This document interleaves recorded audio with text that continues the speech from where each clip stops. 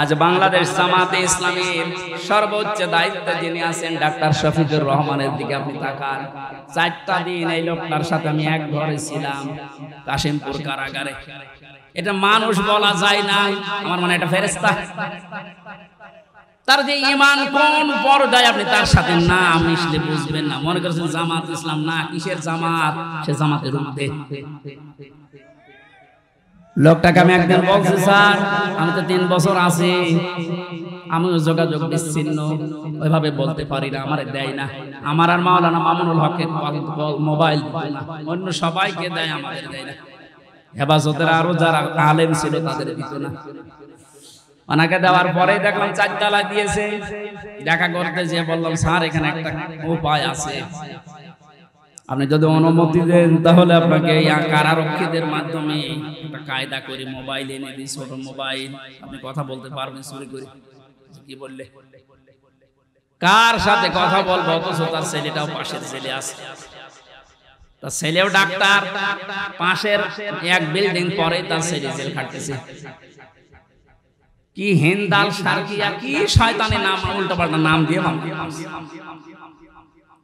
তার স্ত্রী অসুস্থ হয়ে পড়ে আছে, সে যে একটু খবর নেওয়ার জন্য, না কার সাথে কথা বলবো, আমার বলছে হামজা আমি সবাইকে, আমার দল সহ সবাইকে আমি আল্লাহর কাছে দিয়ে এসেছি।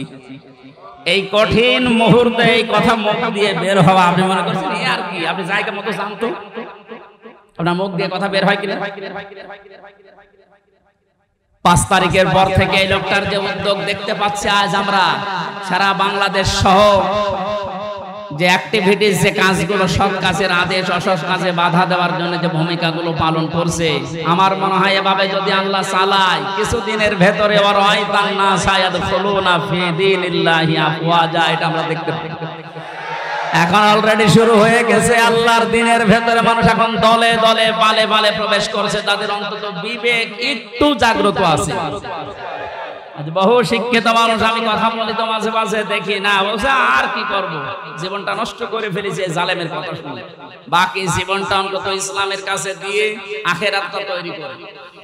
যেহেতু কোরআনে কারিমের ঘোষণা এইটা, হে নবী যখন আসবে আল্লাহর সাহায্য, তখন আপনি বিজয় দেখতে পাবেন, আর বিজয় আসবে দলে দলে মানুষ ইসলামে প্রবেশ করবে। এটা এখন দেখতে বাকি আছে, শুরু হয়ে গেছে অলরেডি। 20% মানুষ এই দেশে দিন কায়েম হোক এটা চাইতো, কিন্তু এই 5 তারিখের পর থেকে আজকে 19 তারিখ, মাত্র এই কয়দিনে জরিপ পেলাম অলরেডি 35% মানুষ এই দেশে এখন চাচ্ছে যে দিন এই দেশে কায়েম হোক।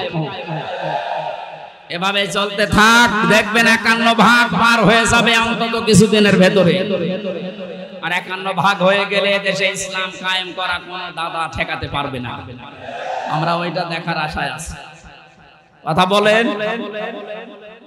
নবীজির কর্মসূচি, আমি এক একটা শব্দের ভেতরে লক্ষ লক্ষ কথা, আমি এত ব্যাখ্যা করতে গেলে গলা বসে যাচ্ছে। মাইকটা আমার মন মতো হয়নি। 2 নম্বর প্রচন্ড গরম, তো ভেতরে ঘিমে ঘাম গায়ে বসে যাচ্ছে, এই জন্য গলা বসে যাচ্ছে।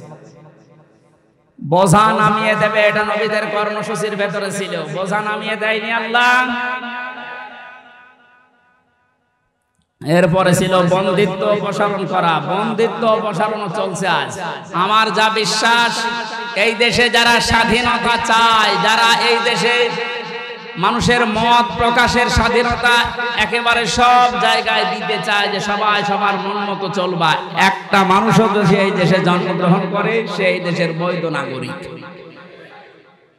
জামাত ইসলামী বাংলাদেশের কেন্দ্রীয় আমির যিনি ডাক্তার শফিকুর রহমান ঘোষণা অলরেডি দিয়ে দিয়েছে, এই দেশে আমরা সবাই এক পরিবার। সুতরাং জালেম যারা বাইরে চলে গেছে, জালেমরা যেন কিয়ামতের আগে আর না আসে। বলেন, সবাই যেহেতু আমরা এক পরিবার, একটা পরিবার যেভাবে থাকে আমরা এদেশে এখন ওইভাবে থাকতে চাই। রাষ্ট্র সংস্কার অলরেডি চলছে। বন্দিত্ব যারা ছিল এখন তাদেরকে মুক্ত করার এই সংস্কারও চলছে। বিনা কারণে যারা বিনা বিচারে আটক অবস্থায় ছিল, আল্লাহ যেন এটাও তাড়াতাড়ি খুব দ্রুত করে দেন। বলেন আমিন। নবীদের এখান থেকে আমরা যারা উম্মত, তাদের 4টা কাজ এই মুহূর্ত থেকে শুরু করা লাগবে। 1 নম্বরে আল্লাযিনা আমানু সারা ঈমান আনার দরকার আমাদের এখন। ঈমান এখন বলেন আমার ঈমান নেই মানে আমি মুসলমানের ঘরের সন্তান, আমার বাবা ঈমানদার, দাদা ঈমানদার, আমিও ঈমানদার না। ঈমানদারের প্রকাশ হচ্ছে আল্লাহর কোরআনে যে নিয়ম নীতিগুলো আছে ওইগুলো বাস্তব বিশ্বাস করে দেখানো। এটা এখন দেখাতে পারবো না ইনশাআল্লাহ, কোনো কিছু নেই সামনে। যে জালেমদের কাছে 14 বার অনুমতি নেওয়া লাগতো, ওই জালেমরা এখন অনুমতি নিয়ে পা ফেলবে ইনশাআল্লাহ সামনে। গতকালকে গিয়েছিলাম ফরিদপুরে, মাসখানেক আগেও ছিল আমার মাহফিল ওই গ্রামে, অথচ জালেমদের 14 জায়গায় অনুমতি নিয়ে আমার উঠতে দেয়নি, বলে না ওনারা বাদ দিন। অথচ গতকালকে যাওয়ার পরে সভাপতি আমার বলছে হুজুর যে জালেমগুলো বাধা দিয়েছিল ওরা এখন বলছে হুজুরকে এবারে নিয়ে দেয়। দিন পাল্টে অলরেডি গেছে। এদিন বদল যখন শুরু হয়েছে, সংস্কার চলছে, যেখানে যেখানে জুলুম অত্যাচার, ছাত্র ভাইরা যারা আছে ঐক্যবদ্ধ হয়ে এই জুলুমের অবসান ঘটানোই লাগবে ইনশাআল্লাহ। বহু ব্রিজ এই দেশে আছে যেখানে ফেরেশতারা মনে হয় টোল নিত। আমার কুষ্টিয়ার এই যে মেহেদি রমি ব্রিজের যে টোল এক শয়তান নাকি আদায় করত, 5 তারিখে স্বাধীন হওয়ার পরে বিকালে ওটা উড়িয়ে দিয়েছে, এখন সবাই খুশি। এরকম বহু জায়গায় অবৈধভাবে যারা টোল তুলতো, এই টোল গুলো যেন সব ভেঙ্গে গড়িয়ে মাটির সাথে মিশিয়ে দেওয়া। আমাদের ঈমান তাহলে 2 নম্বরে নবীদেরকে সাহায্য করা। নবী যেহেতু নেই, নবীর উত্তরাধিকারী এখন যারা, নবীর অনুসারী এখন যারা কাজকর্ম চালাচ্ছে ইসলাম এই দেশে নিয়ে আসার জন্য, তাদের সাহায্য করা আমাদের কর্মসূচির ভেতরে নিয়ে আসতে হবে। আমি এটা বানিয়ে বলছি, সূরা আরাফের 157 নম্বর আয়াত আপনি বাড়ি যেয়ে তাফসীর আকারে পড়েন, এটা পাবেন। 3 নম্বরে তাদের সাহায্যে যাওয়া লাগবে। সুতরাং আজ যারা এই দেশে একামতে দিনের দায়িত্ব পালন করছে, আপনি তাদের সাহায্যে যান, দেখেন তাদের অ্যাক্টিভিটিস, তাদের কর্ম, তাদের চরিত্র কি, এগুলো দেখে যদি আপনার ভালো লাগে আপনি তাদের সাহায্য করেন। 4 নম্বরে তাদের সাহায্য শুধু করবেন না, এদের উপরে যে নূর আল্লাহ নাজিল করেছে নবীদের উপরে, এই নূর মানে কোরআন শরীফ, এই নূরের বাস্তবায়ন যেন হয়। এই নূর দেখে দেখে সামনে আমাদের পথ চলা লাগবে। আল্লাহ এই 13টা জিনিস আমাদের জীবনে যেন এনে দেন, বলেন আমিন।